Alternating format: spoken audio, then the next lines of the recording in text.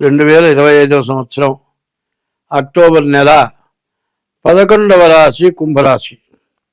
ఈ కుంభరాశికి మార్చి 30తో శని ద్వితీయానికి వచ్చాడు. 5 సంవత్సరాలు అయిపోయింది. ఇంకా 2 సంవత్సరాల 6 మాసాలు ఈ కుంభరాశికి శని బాగాలేడు. కాబట్టి ఈ కుంభరాశికి కూడా పూర్తిగా బాగాలేదు. ఈ కుంభరాశి పరిస్థితి చెప్పడానికి ఏమీ అలవగాని పరిస్థితి. ఈ కుంభరాశిలో చంద్రగ్రహణం వచ్చింది. ఈ గ్రహణం దోషం బాగా ఉంటుంది. శతభిష నక్షత్రం, పూర్వాభాద్ర నక్షత్రానికి పూర్తి దోషం. ఈ రాశి వాళ్ళు పూర్వాభాద్రకి, శతభిష నక్షత్రానికి 10,000 జపం నక్షత్ర జపం, మరి శతభిష నక్షత్రానికి 10,000 జపం.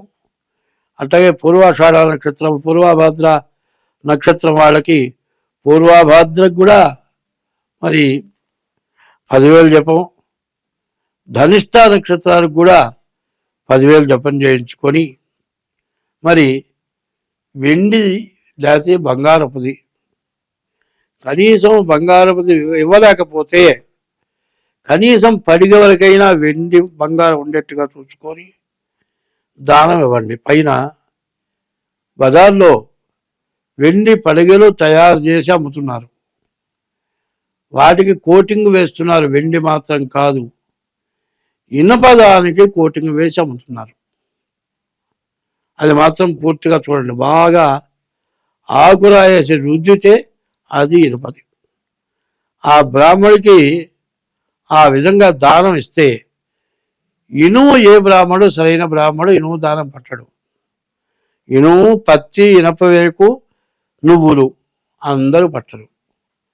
మంచి సద్బ్రాహ్మడికి నీవు తీసుకెళ్ళి ఇనుముతో తయారైనటువంటి పడిగని దానం ఇస్తే ఆ దుష్ఫలితం మీకే వస్తుంది. అతను వెండిది అనుకుంటాడు, తీరా చూస్తే వెండిది కాదు. నాకు కొంతమంది అట్లా ఇచ్చారు, అది వెండిది కాదు, ఇనపది. ఇనప దాని మీద పోయి కనీసం రాగిదానికి లేకపోతే ఇత్తడి దానికి వెండిపోతేయచ్చుగా. కాదండి, అచ్చగా రాగిదే దానవి తప్పులేదు, అచ్చగా ఇత్తడి దానవి వెండి బంగారం కొనలేమనుకో, అట్టా చేసినా పర్వాలేదు. దోషం పోవటానికి నేను చెబితే మీరు బజార్లో పోయి తేలిగ్గా వాళ్ళు అమ్ముతున్నారని ఆ పడిగలు తెచ్చి దానం ఇస్తే మీకు దోషం పోకపోగా దోషం పెరుగుతుంది. ఈ కుంభరాశి వాళ్ళు, మరి ధనిష్ట నక్షత్రం వాళ్ళు, శతభిష నక్షత్రం వాళ్ళు, పూర్వాభాద్ర నక్షత్రం వాళ్ళు ఖచ్చితంగా నక్షత్ర జపం చేయించుకొని, మరి రాహుగ్రస్త చంద్రగ్రహణం కాబట్టి మినుగులు దానం ఇవ్వాలి, బియ్యం దానం ఇవ్వాలి. ఇది కాక వెండితో చేసినటువంటి పడిగ, లేకపోతే బంగారంతో తయారైన పడిగ మీరు దగ్గరుండి చేయించుకొనివ్వండి. అట్లా ఏది మీ వల్ల కాలేదు, రాగి పడిగైనా ఇవ్వండి. కానీ స్వర్ణం పవిత్రమబలం, స్వర్ణం పాప ప్రణాశనం, స్వర్ణం హి శంకరం యస్మాత్ అర్థశాంతిం ప్రయచ్చమే. స్వర్ణదానం బ్రాహ్మడికి చేస్తే సర్వ పాపాలు నశించిపోతాయి. ఈ కుంభరాశి వాళ్ళు బంగారం దానం చేయండి. బంగారంతో ఒక వస్తువుగా చేసేవండి దానం. ఆ బంగారం రేటు ఎక్కువగా ఉంది కదా, ఆశ కొద్దీ నువ్వు అడుగుతున్నావంటే నేను దానాలు పెట్టేవాడిని కాదు. ఆ దానం ఇవ్వటం ఎందుకంటే వస్తువుగా ఉపయోగించుకుంటే మంచిది. ఇప్పుడు మెళ్ళో ఒక సుబ్రహ్మణ్యేశ్వర స్వామి వెళ్ళవండి, లేకపోతే రాముల వారి వెళ్ళవండి, కృష్ణుడు బిళ్ళ, అట్లా బంగారంతో చేసినవి దొరుకుతాయి. అట్లాంటి బిళ్ళ ఇవ్వండి. ఏదో ఒక వస్తువుగా వాళ్ళు బిళ్ళ వేసుకునేటట్లుగా, వాళ్ళు కానీ వాళ్ళ పిల్లలు కానీ వేసుకునేట్టుగా బంగారం దానం చేయండి. ఈ కుంభరాశి వాళ్ళకి సమస్త దోషాలు పోతాయి. కుంభరాశికి ఏలునాడు శని ద్వితీయంలో నరకం చూపిస్తున్నాడు. ఇంతకుముందు కుంభరాశిలో కూడా చాలా బాధలు పెడుతున్నారు. సంపూర్ణ చంద్రగ్రహణం దేశాన్నే బాధ పెడుతోంది. కుంభరాశి వాళ్ళు పడే బాధ మామూలు బాధ కాదు. కాబట్టి నేను చెప్పిన విధంగా ధనిష్ఠా నక్షత్రం, శతభిష నక్షత్రం, పూర్వాభాద్ర నక్షత్రం వాళ్ళు మరి జపం చేయించుకోవటం, తర్వాత చంద్రుడికి జపం చేయించుకోవటం, రాహువు మంత్రం జపం చేయించుకోవటం, బియ్యము మినుగులు మరి వెండి పడిగా దానం చేయండి, లేకపోతే బంగారు పడిగ చేయండి, బంగారపు వస్తువు ఏదైనా దానం చేయండి. మరి కూడా కాకుండా మీ జాతకం డేట్ ఆఫ్ బర్త్ ద్వారా జాతకం చూపించుకొని జాతక చక్రరీత్యా మీ దోషం ఏదో చూపించుకొని తగిన శాంతి చేయించుకోండి, మీకు అన్ని విధాలా బాగుంటుంది. మరి ఇప్పుడు మేషం నుంచి మీనం వరకు చెబుతున్నాను. దసరా నవరాత్రులు వస్తున్నాయి. నవరాత్రులు నవగ్రహాలు, శరీరంలో నవ రంధ్రాలు, ఇవన్నీ కూడా ఈ 9 చాలా ప్రత్యేకమైనవి. అమ్మలగన్నయమ్మ మూలమ్మల మూలపుటమ్మ చాలా పెద్దమ్మ అని అమ్మవారిని మించిన తల్లి ఇంకొకరు లేరు. కాబట్టి అమ్మవారి పూజ చేయించుకోండి. అమ్మవారి పూజ అంటే దసరా నవరాత్రులలోనే అమ్మవారి పూజ చేయించుకోవాలి. తర్వాత ఇప్పుడు కూడా రక్తవర్ణాన్ని కోరుతుంది. అంతేగాని బలి ఇవ్వమని కోరటం లేదు ఆమె. బలి ఇవ్వటానికి దానికి తగిన శాక్తేయం అనే పూజలు ఉన్నాయి. ఆ శాక్తేయం చేసేవాళ్ళు బలి ఇస్తారు.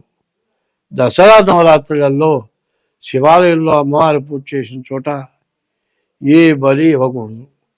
కనీసం కోడిని కూడా తీసుకొని ప్రదక్షిణం చేసి దాన్ని ఇంటికి తీసుకెళ్ళకూడదు. ఇట్లా చేసినట్లయితే దసరా నవరాత్రులు 10 రోజులు చేసిన పూజ మొత్తం ఈ హింసతో, జీవ హింసతోటి మీ పుణ్యమంతా పోతుంది. కాబట్టి దసరా నవరాత్రులు తర్వాత చివరికి దీపావళి పండుగ వస్తుంది. దీపావళిని దానికి అర్థం ఏంటంటే నరకాసురుడు అనేటువంటి రాక్షసుని అమ్మవారు సంహరించింది. ఆ నరకాసురుడిని సంహరించినందువల్ల ఆ నరకాసురుడు ఒక బ్రాహ్మణ్ణి, ఒక గొర్రె పొట్టేల్ని, ఒక మేక పొట్టేల్ని, తర్వాత ఒక బండెడు అన్నం, ఇట్లా విపరీతమైన ఆహారం రోజుకొకళ్ళు బలి ఆ విధంగా తింటూ ఉంటే అప్పుడు కృష్ణ పరమాత్మని కోరుకుంటే అప్పుడు ఆ నరకాసురుణ్ణి మరి కృష్ణ పరమాత్మ యుద్ధం చేసినప్పుడు ఆ అమ్మవారు కోరిక కోరింది. మరి యుద్ధంలో బండి చక్రవాగితే వేలు పెట్టి నడిపింది. నీ కోరిక తీరుస్తానన్నాడు. ఆ కోరిక ప్రకారం ఆ నరకాసురుడిని రాక్షసుడిని సంహరించడానికి నాకు అవకాశం ఇవ్వమని అడిగితే ఆ అమ్మవారు నరకాసురుడిని సంహరించింది. ఈ దసరా నవరాత్రులు పూజ చేసుకొని దీపావళి రోజున నరకాసురుడిని తగలబెట్టి మరి దీపాలు వెలిగించుకొని అందరం దీపం ఎందుకంటే మోక్ష మార్గం కాబట్టి మన పాపాలని నశించిపోవటానికి దీపం జ్యోతి పరబ్రహ్మం, దీపం జ్యోతి పరాయణం, దీపేనా హరదే పాపం, సంధ్యాదీపం సరస్వతి అని ఆ దీపాలు వెలిగించుకొని మన పాపాలని తొలగింప చేసుకుంటానికి పార్వతి అమ్మవారు పరమేశ్వరుడు మనకిచ్చినటువంటి అవకాశం. అటువంటి అవకాశాన్ని అందరూ కూడా సద్వినియోగం చేసుకొని అమ్మవారిని పూజించి దీపావళికి నరకాసురుడిని పూజించి నరకాసుర సంహారం, నరకాసుడు బొమ్మ తగలబెట్టి మరి తర్వాత దీపావళి మందులు కాల్చడం దీపావళి కాదు, విపరీతమైన మందులు కాల్చుకొని చేతులు తగలబెట్టుకొని ఈ మందులు కాల్చే షాపు మీద ఏ అవాయో పడి మందులు తగలబడిపోయి జనం చచ్చిపోయి ప్రమాదాలు జరుగుతున్నాయి. అటువంటి ప్రమాదకరమైన పనులు కాదు. ఇంటి నిండా ఎన్ని దీపాలైనా పెట్టండి, అది దీపోత్సవం అంటారు. అటువంటి దీపోత్సవం అమావాస్య నుండి కార్తీక మాసం నెల మొత్తం ప్రతిరోజు దీపం వెలిగిస్తాం. ఆ దీపం వెలిగించి మరి అమ్మవారిని ఈశ్వరుని పూజిస్తాం. మన దోషాలని పోవటానికి దసరాలో అమ్మవారి పూజ, దీపావళి రోజున అమ్మవారి పూజ, కార్తీక మాసం ఈశ్వరుడు అమ్మవారి పూజ, ఇది చేస్తే మన దోషాలను కూడా నివృత్తి అవుతాయి. అందరం బాగుంటాము. స్వస్తి.